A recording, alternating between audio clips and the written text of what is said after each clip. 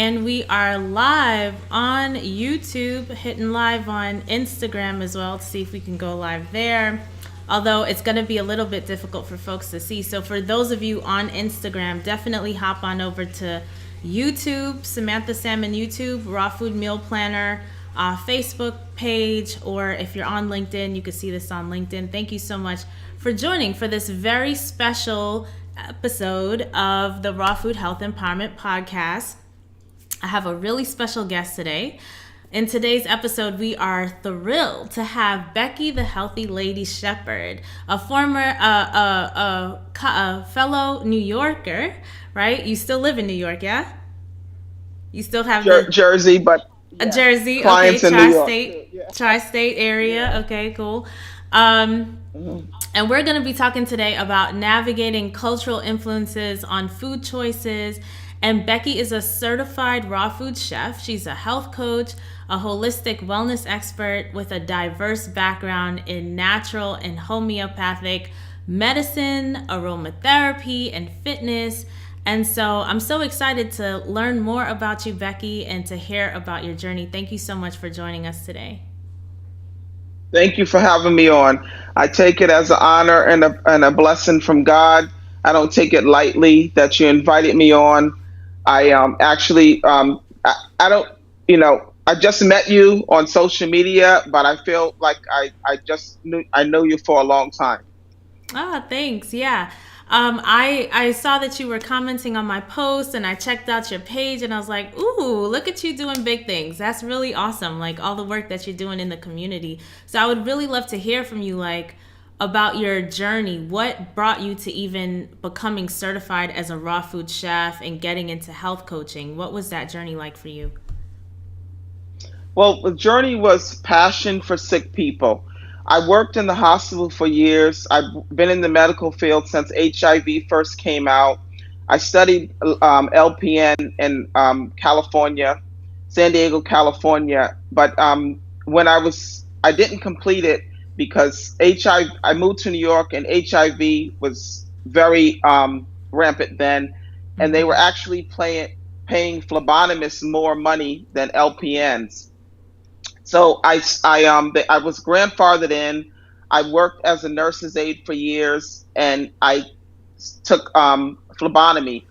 And I studied. I worked in the laboratories. I worked agencies. I worked for Quest Diagnostic. I worked for hospitals, and as I worked for these hospitals and nursing homes, I seen how the body was could heal itself by naturally with the proper foods, by giving the patients nourishment.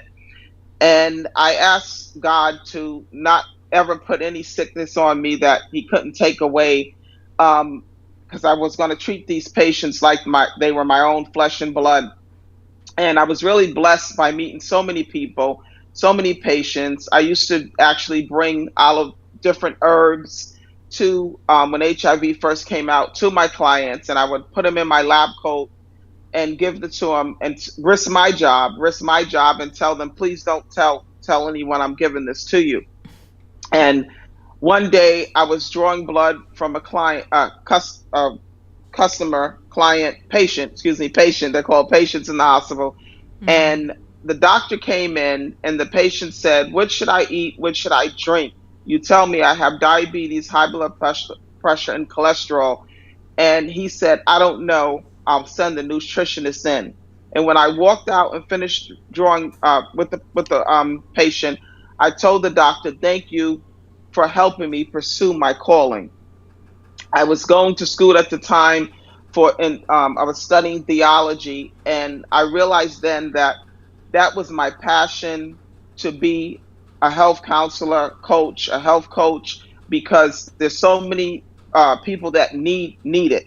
There's so many people that don't know that your diabetes, your glucose can be changed levels in a matter of days just by eating raw foods, exercising, working out, just using the whole natural holistic approach instead of man-made medicine. Mm-hmm. I've seen many patients die. I've seen many patients die at young ages. And in our culture, they say years, they used to always say this, and it's still the statistics, because Atlanta, Georgia has the biggest dialysis center in the world, that people who get diabetes is mostly Black and Latinos.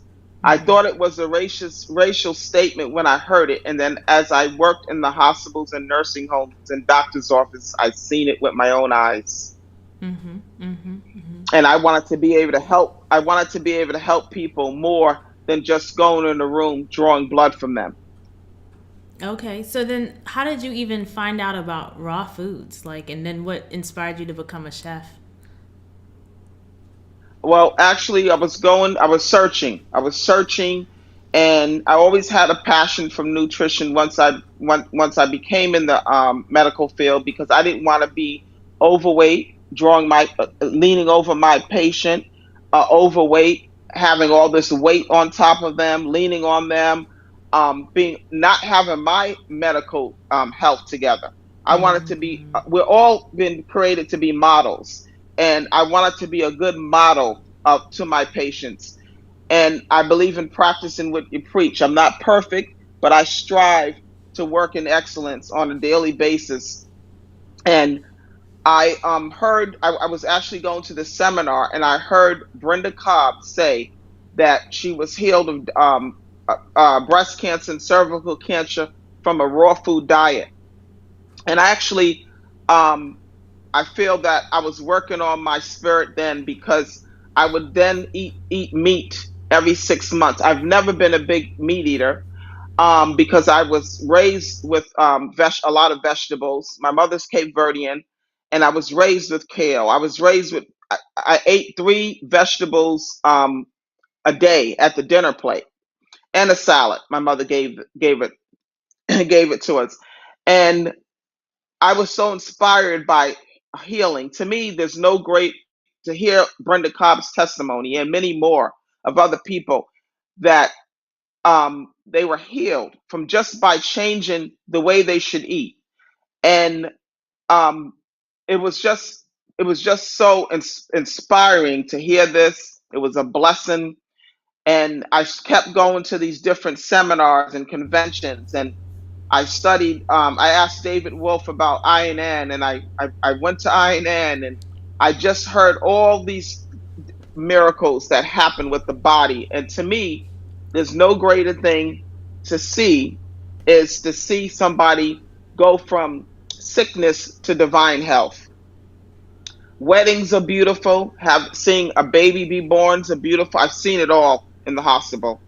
But to see somebody sick on death row, when the doctors tell them they only have such and such time to live, and they're going on living 20, 30, 40 years after, it's such a miracle. Mm-hmm. And Mm-hmm. I'm also always want to be a blessing to my family, my friends, to be able to offer them, you know, help, that there's another way. Don't give up on a bad report from the doctor, because God is still in the business of miracles. He'll do his part, but we need to do ours. I love that. I love that message. Tell me a little bit about your cultural background. Like, how did you grow up? What's your ethnicity? What types of foods were you eating? What types of spices? Like, tell me a little bit more about that. Well, I grew up in a Cape Verdean home. My mother's Cape Verdean. My father's American, and my father was from the South, but he came to New York at a very young age, as a teenager actually, and he lived in New York for years. But my mother always made three vegetables at the dinner table. We had rice and beans. We call it jagaziti, and we really didn't eat Southern food. Only on the holiday she would cook Southern food. So we always had those vegetables. It was not really hard for me to transition, but I did go from eating meat every 6 months, from once a week, to every 6 months, to once a year. And I was just really blessed. I'm so grateful to this day. My mother's 89 years young, and Mm-hmm. I'm so grateful to the the way she raised us to eat those vegetables on a daily basis, to drink water, to cook out. She cooked every day. She cooked with spices, herbs, to give us back rubs of coconut oil and herbs, to Mm-hmm. just nourish us, and it's a blessing to be able to give it back to her now. And she grew up, she believed in the ladies should be ladies. We couldn't, my mother was very strict, where I find it was an excellent, and I loved it because it helps me to be the woman that I am today. Mm-hmm. Mm-hmm. Okay. She taught us to read. She said, readers are leaders. Read, Beckie. And I love to read. I love people. She taught us to embrace, you love people for who they are. My mother was a social worker for years, and back in the day, she used to bring people home on the weekends from other ethnics and backgrounds, and she used to make the foods. So feel that I'm really blessed to have that background, because now I do it in the vegan kitchen, in my vegan kitchen. I make, I love to make food from different cultures because I feel food brings people together. Mm-hmm. People don't know that these raw foods taste good unless you share it with them, or someone shares it with them. Or the vegan, gluten free, tofu free, GMO free tastes good, you know.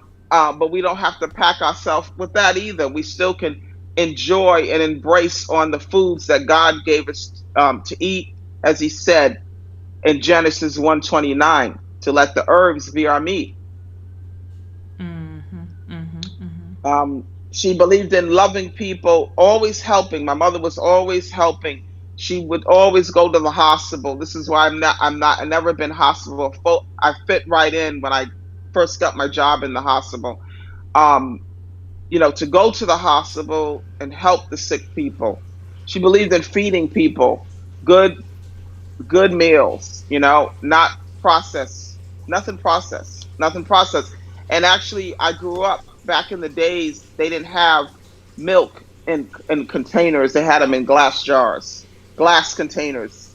Right here, and I grew up in New York, Connecticut, Providence, Rhode Island, Massachusetts. Cool. Mhm. I love that. I love how you're Yeah. basically talking to the fact that your mom stepped up as a leader in the family. She had you eating vegetables at a very young age, and you were basically eating plant based. So it wasn't really hard for you to kind of transition into this lifestyle. I didn't hear you talk about dairy, and I know dairy is a huge thing for folks. How was what role did dairy play in your cultural dishes growing up, and how has that transition been for you on this whole path? We was never a big cheese eater at all. My mother she would bake a cake with dairy milk, but we've never been cheese eaters, anything like that. And it was not easy. It was very easy for me to transition once I did it from vegetarian to veganism, because I actually didn't think that I could be a vegan, and the reason why I wasn't a vegan for a while is because I worked as a phlebotomist for years, and I would check my own hemoglobin, and I worked in different laboratories, and one time my hemoglobin went low, actually, and it wasn't because I didn't have enough protein.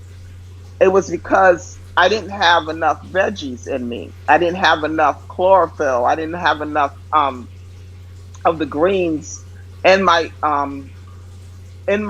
meal plans, and I was eating more. I was eating more of the carbs at the time. So one week when my Like hemoglobin refined dropped down, processed carbs you talking about? well, carbs, potatoes, sweet potatoes, good white potatoes, Okay. and not enough rice and beans, not enough of the greens. So what I did was I didn't want to go to the doctor and for him to put me on iron pills. So I ate spinach for one week. And I said, if the spinach did this for 1 week, and it was cooked spinach for 1 week, can imagine what it would do when if I ate it raw. So what I did was my hemoglobin went back up, and that's how I was introduced. I started introducing myself to more raws, um, and checked my blood work again. Mm-hmm. Perfect, perfect. So I It just was I just want to perfect in a matter. clarify because you were talking about hemoglobin, which has me thinking hemoglobin A1C, which is a blood sugar reading. But are you talking about iron levels you were checking? Because you mentioned something about spinach and iron. So Well, what? yeah, it was hemoglobin, but my iron got low as well. Okay, I see. Okay, yes, both of them got low. I see. I see. I see. Yes. Hmm. I see. So as you have been on this journey, how are you 100% raw right now? Or what does your diet look like right now? No, I'm not 100% raw, and I'm very comfortable with it. I have friends that are 100% raw. Um, my diet is not 100% raw. My numbers are, I have one small cooked meal a day. That's how I Mm-hmm. measure it. Now, I don't know how the statistics say if it's 80%, 90%, but it's one. When I say small, as a hand of my palm, okay, it's the size of my hand a day. I get my greens in, juices. I get my smoothie in. I get my whole raw foods in a day. But I do have that portion of cooked food, especially in the winter. It could be a soup, you know, um, Mm-hmm. in the Vitamix. I love my soups, and that's another thing. I grew up with soups as Cape Verdean, good vegetable soups. Yeah, yeah, and I see my mom is Yeah. on live. She's from Jamaica, West Indies, and she love her some soups. So, Oh yeah. yes, and I know for those of you Yeah. who are fans of like the instant pot, you can make soups really quickly. So it's really Yes. convenient. Yeah. Yes. So I do want to ask then, how long have you been eating this way in this high raw vegan manner? Or I guess, not to put it on you. Are you? So I'm assuming you're completely vegan now and just eating high raw, right? Absolutely. Yeah. Yes. How many years have you been Yes. eating this way? I've been vegan since 2004, actually. Wow. And I changed to high raw, actually changed to more high raw since the pandemic. Oh, Hmm. okay. So what, almost 4 years now. Yes. What was Hmm. it about the pandemic And that inspired you to do that? Or was it related to this because, whole health issue thing? oh no, well, it was number one, I'm non-vaccinated. I'm not getting, I wasn't getting vaccinated. Number Mm. two, they said it was respiratory.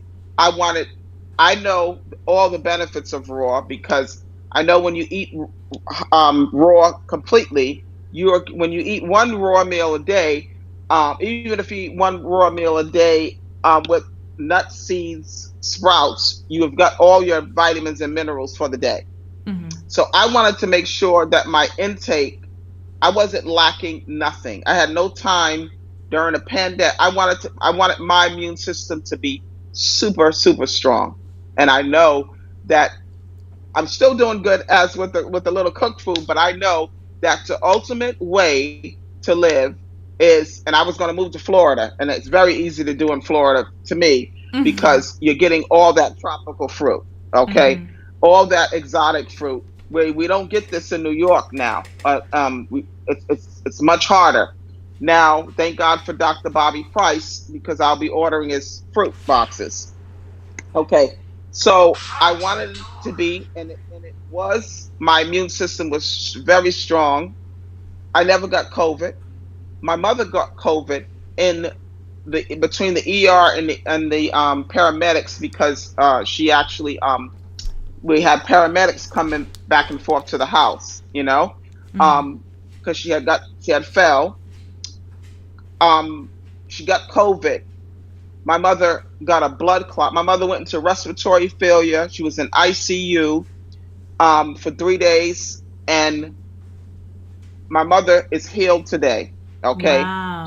Praise God. she had a blood clot. Yeah, she had a blood clot, and I was determined that my mother was going to come home well. Mm, And every day I was able to go. They told me I couldn't get in, and I said, I'm getting in. I got to get in because you're not going to do my mother any kind of way because she's a senior. And every right. day I was able to be on high roar and go into these rehabs and stay 12 and 16 hours and feed my mother's high roar. Mm-hmm. Okay. She ate cooked foods there. She ate because I would cook food as well and bring it to her, but she did not eat rehab food, processed food, or anything. And the Mm. doctor, and I give God all the glory and honor for it. But we have to do our part. The bottom line is ultimate. We have to do our part. God does his, but we need to do our part because we were all created to be vegan before the flood. I don't want to Mm. preach. I don't want to come on your show You preaching, you but say you say this before is the what I flood, believe. and I've heard before the fall.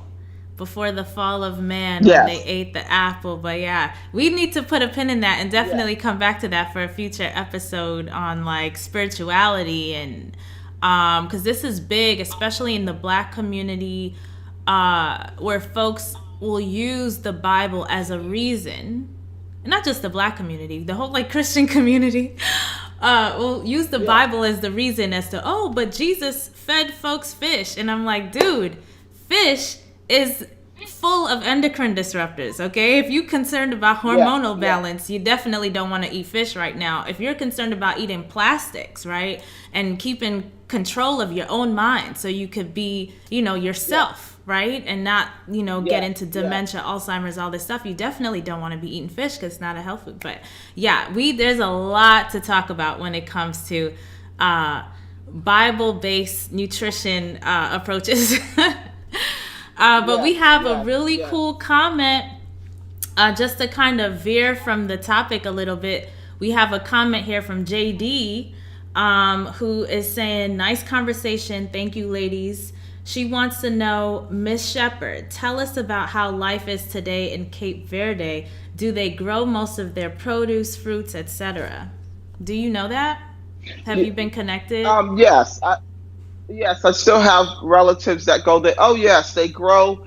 This is why they grow their fruits, their vegetables. This is why in Rhode Island, there's a lot of Cape Verdeans in Rhode Island, Providence. My cousins, they come down from Rhode Island. They bring me food. They grow their kale. They grow their veggies. Very much into growing their stuff, and they take the old school Cape Verdeans still grow their stuff right here in America. Nice, It's nice. very, yeah, very important, very important to them. My aunt lived to 102 years old. You see, Okay, and they she's need to do a study on blue zone areas, folks living into 100 and beyond in the West Indies, in the Caribbean, in some of the African countries as well. There's other areas that haven't been highlighted. And I know in our culture, we've had folks living to 100 and beyond. So we need to go a little bit deeper, I think, because there's something to be learned there from those cultures as well. absolutely, and we can live here that long too, but we got to take care of ourselves. That's my aunt was 102 right here in Providence, Rhode Island, and you know what she told me? She wasn't vegan, but she said, "Becky, I believe these plants are the one who saved me," because she would dig down in the garden every day and check on her plants, talk to them, you know, Yeah. and eat vegetables. Eat more veggies. Yes. That's So part of the this secret is alchemy is having conversations with your plants. That's what I learned. Yes, having conversations with your plants, and I'm so glad you touched on because this is my passion as well. Um, my passion goes to the church because I've been in churches. My mother's a Christian. My mother is an evangelist for years and all that, and I was raised in the church, and I've seen so many people that were sick with high blood pressure, diabetes, cholesterol, and the church would still promote when they had fellowships, Dunkin', all these the wrong foods all the Mm. time. And they would get in a prayer line and believe and pray and have faith. And I'm not saying they didn't have faith or anything, because I don't know. I don't know what's inside of them. But I know one thing: some of them kept doing the same things they did, and they're not here today. That Right. really uh, really was heartbreaking to see these people that were so sincere with God, but still didn't eat the right foods when the doctor told them their pressure was elevated so high, where they were on insulin, and they still did not eat the right foods. It's very heartbreaking, and I think I really want to get to the church to let them know that they can still enjoy food. Are you kidding? Even more, I find there's a lot of, especially raw sweets, that are more sweeter than these dairy sweets. I Mm-hmm. remember back in the days when I would eat sweets, and these sweets taste like, and that's why you don't even eat a lot of it, because they're so sweet. These raw treats, and naturally, without putting any type of fillers in it. Dates has a natural sweetness. They need to know this. They need to know that they still can enjoy, and you don't have to do it all the time, but you still can enjoy. You don't have to indulge in the sweets all the time, but the bottom line is, when you have a fellowship, you still can enjoy great food. Okay. And you got so Mm-hmm. much, some of them work so hard with their missions, what they're doing. They're visiting people in the nursing home. And that's another thing. If I'm going to pray for somebody in the hospital, I want to be healthy myself. And I did that during COVID because I wasn't afraid of it. My, I put my faith in what I believe, and I was so happy that I was able to go to the hospitals and pray for people during COVID. Mm-hmm. Okay, at such a time as this, and I just thank God for. I don't know everything, but I'm learning daily because I'm teachable, and I thank God for what I do know, because I apply it to my life and share it with others. I love that. I love that. And we have Ludmilla on. Ludmilla, thanks for joining us on Instagram. She says, unfortunately, Christian churches often serve the same foods that cause death to the people at their funerals and then pray over it. I don't get that, and it should be addressed more often. Absolutely. Even within families, too. And I wanted to talk to you about that because you know, I know from the Caribbean perspective, because I'm first generation Jamaican American. In my family, folks love to eat jerk chicken, right? They love to eat escovitch fish, right? These are cultural dishes. How did you, like, you said you catered even to your mom when she was going through her health challenges. How did you, like, incorporate uh, those spices and keep her interested, right? While eating this healthier food, like more raw foods and things like this. How did you do that? I added spices. My mother loves spices because Cape Verdeans like spices, so I added more spices to it, and she loves it. She says everything I make, she loves it. And it's interesting about the fish, because I used to eat escovitch fish as well, and I didn't think the last meat that I gave up. And people don't realize. Some people don't realize fish is a meat. Anything with eyes is a meat. So the fish, I didn't think I could give up, and I thought it was part of my spirituality, because I said, well, Jesus fed the people fish. Okay. And there's nothing wrong. I'm not giving up my fish. That's what I told Brenda Cobb. But I went on a 30-day fast, and I said, this is mind over matter. I can get my protein from my sprouts. Um, my iron's not going to go low. As a phlebotomist, I never seen anybody come in with low protein. Okay. So I didn't think that mentally it was all, it starts in the mindset. That's why we got to renew our mind daily. I didn't think that I would be able to get enough protein, especially once a month. That's why I was eating the meat once a month when my cycle was on. And so what I do is just make it taste good. I feel that there's nothing that we can't make raw vegan that tastes good. Okay, like for instance, when I make greens, okay, during the holiday, I'll make collard, kale, callaloo, all three of them because food vegetables love each other too. Yeah. And I don't put pork in it. I don't put ham. I don't put none of those toxic things that you know a lot of cultures put in it because they feel mentally that it won't taste good. Hmm. There's so many ways that we create and mix spices. Like I make an all-purpose spice. Somebody that's vegan created a all-purpose spice, but I can't use that spice because it's not organic.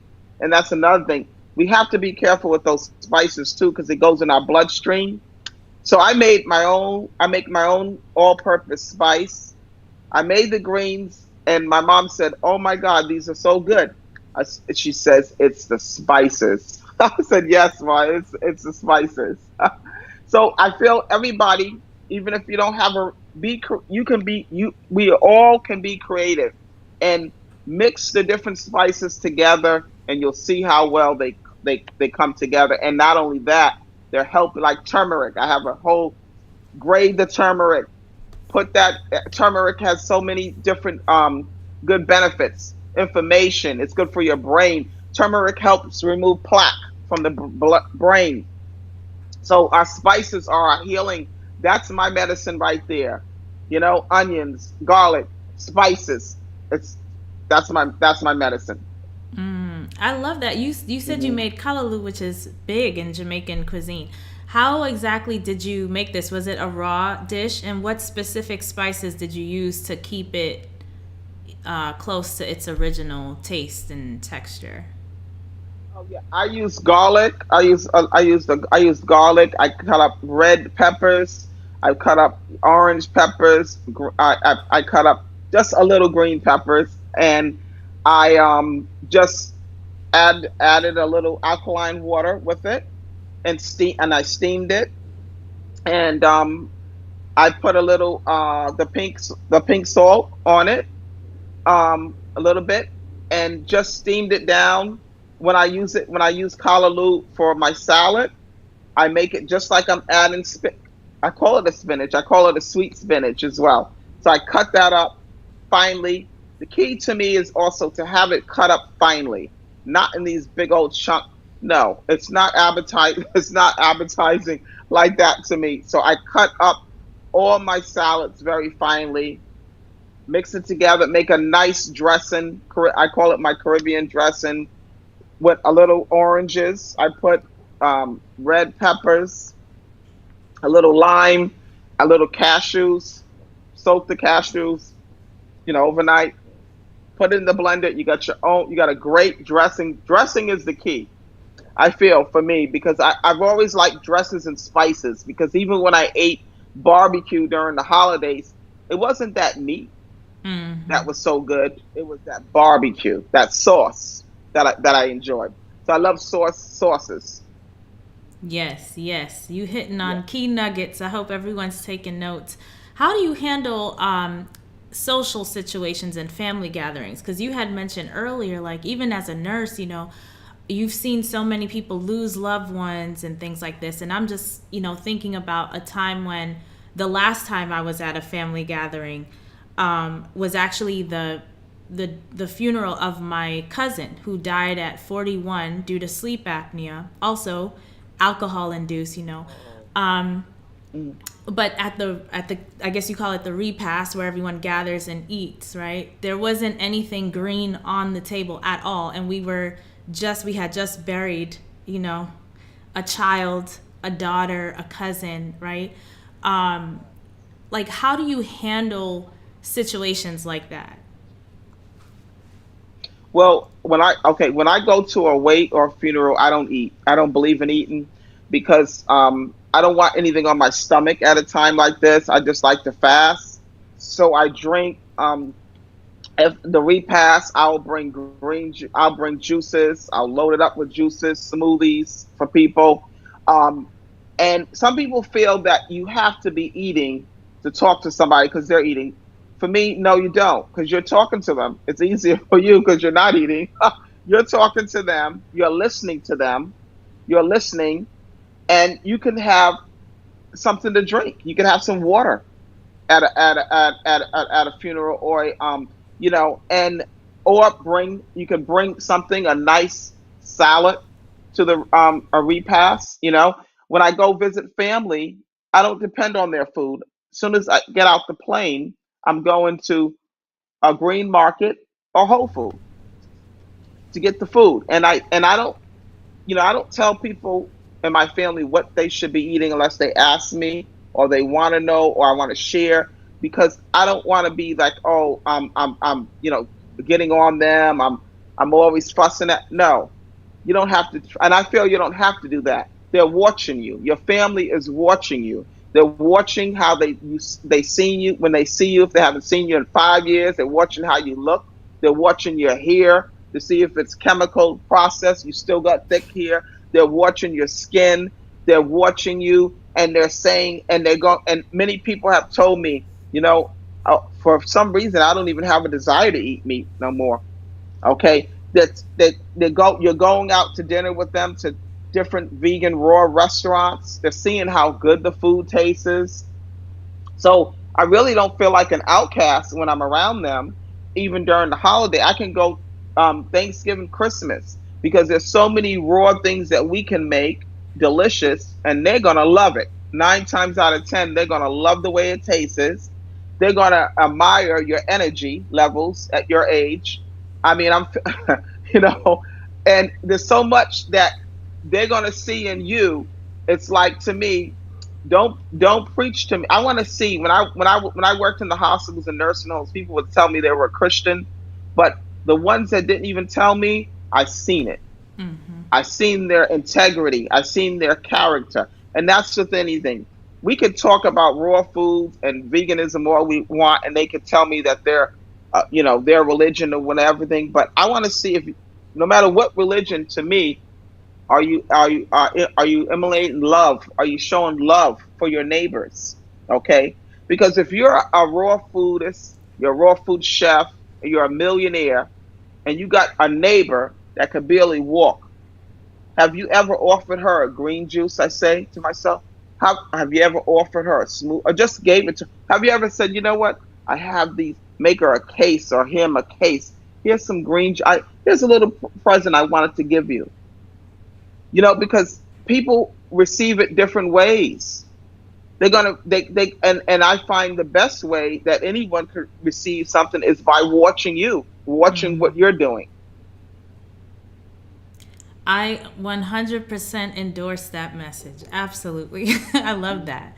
So, like, what resources or support systems would you recommend for someone who's in that situation where they're in a family environment? Because I hear this so much from people, raw vegan folks, high raw vegan folks, people who are, they do well eating clean, and they can do it when they're with themselves. But then when they get into their meeting with their family and that whole family environment, they get triggered into eating food that's not helpful for them, or family members are making comments and things like this about what they're eating.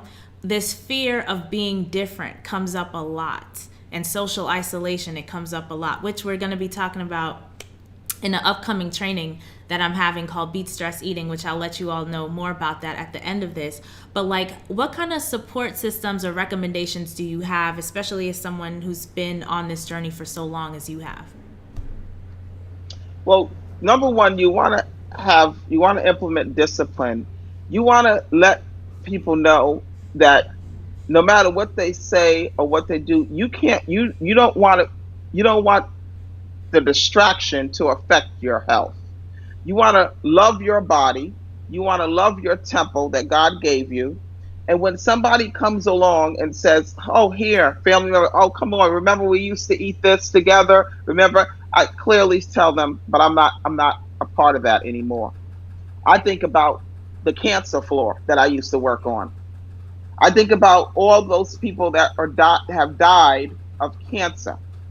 on the floors from making, some of them, not all, because cancer can come in many ways, but some that have made poor choices on what they should have been eating. I think about dialysis machine. There's people on dialysis machine that are good people that love the Lord, okay, but they made poor choices on what they should eat. And I want, if we, why wouldn't you not want to feel good all the time with the food that you eat? 9 times out of 10, the food that they're trying to get you to eat is the wrong foods. Okay, that's going to affect your body. That's going to make you feel tired, lethargic. That is really not good for your body. So when you love your body, I feel you should really love. I really love my temple. Okay, and not that I don't treat myself every now and then. Okay, I can treat myself to a vegan, soy free, but I know it's a treat. I know that I'm not going to stay there. I know I'm not going to have 5 vegan donuts, even though they're gluten free, soy free. I'm not going to have 5. I'm going to have a piece and enjoy that, embrace that, and be done with it. And say, you know what? That's it for me until the next whatever couple of months. And at the same time, I'm going to say, you know what? I had that vegan, gluten free. Now I'm going to do an extra workout, not just for weight, okay, to cleanse and detox. And I'm going to have my herbs, okay? When I go to a restaurant, I have my herbs when I get home because I don't know how well they wash these things, even if it looks clean and everything. So be strong, be around. I tell people also, not that you're going to find, I don't really have a lot of vegan friends, period. I don't have a lot of friends, period. But I have many associates and acquaintances.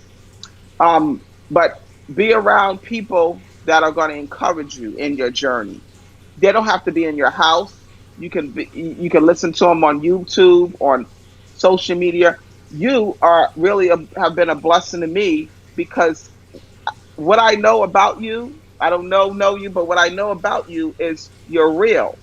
There's many people that I find they're not authentic, they're not real, you're very transparent, okay? And you're you want to help the world. It's not about you. It's not just about you and your talks. It's about helping other people, okay? And you're Thank very you. humble with it. People um I encourage them to listen to you more. Okay, they're going to learn a lot. I encourage them to even say a prayer before they be around their family. I pray before if I know I'm around, it's going to be around. So I says, Lord, you know, work it out, Lord. Give me the right words to say. And you know what? God will work it out. They'll say, you know what? I want to take you to a vegan restaurant. Or I want to, there's a new raw over here. We're going to have raw. And a family member told me, Becky, I want you to come to Thanksgiving so we can have a vegan Thanksgiving. Okay? Hey, I call that success. Hey, I love that. I love that. That Yes. deserves a round of applause. That's when you know when you win it. Yeah. Praise God. Yes. Yes. I love that. So, as we wrap up, Yeah. what final words of wisdom or inspiration would you like to share with our listeners who may be struggling to find balance between their culture, their desire to pursue a healthier raw food lifestyle, and what kind of words of encouragement do you have for them? I encourage them to pray. I encourage them to pray for whatever challenges that they have, going on, or that they want to be stay encouraged to pray for the right resources, okay, to come into their life. To encourage them to follow you, to listen to all your podcasts. Let that be their nutritional education, okay? I believe you're on weekly, right? Are you on weekly, daily? And On all of it, all stay the social connected media platforms. on the Yeah. on the social media platforms, and to stay connected to you, and they will be encouraged and blessed. Awesome. Thank you so much, Becky. It was really a pleasure getting to hear more about your journey and stepping into your world and how you're thinking about things in the health world, it is very difficult, right, to be the odd person out. You mentioned some really key things here that I think is going to be really helpful for everyone in the community, right? You talked about how your mom did it, so she set the example, so it was easier for you to get on board. You saw what was going on in the hospitals and you said, nope, not me. I'm saving myself, right? And now you're out there encouraging others to save themselves, to not become a victim to the medical system, to take responsibility for their health, right? Because we do have agency. And you talked about, yes, these social situations can be difficult. Family dynamics can be difficult. However, leaning in on faith, which is key and critical, not too many people talk about that. Especially as Christians, we talk about faith, but how often do we lean into it in times like these, when we're the person, the healthy, clean eater, surrounded by all these folks who are not eating clean, right? How often do we lean in on our faith to really stay committed to our healthy lifestyle for our own health and just stay convicted in that? And I would just like to offer too, like, if you think about, because we just had Easter celebration, Jesus was very much convicted in his beliefs. He was the odd person out. At that point, Christianity didn't exist, right? He's in a land full of Jews, and they were doing things a certain way. He came in with a different idea, and it's him and his 12 disciples, right?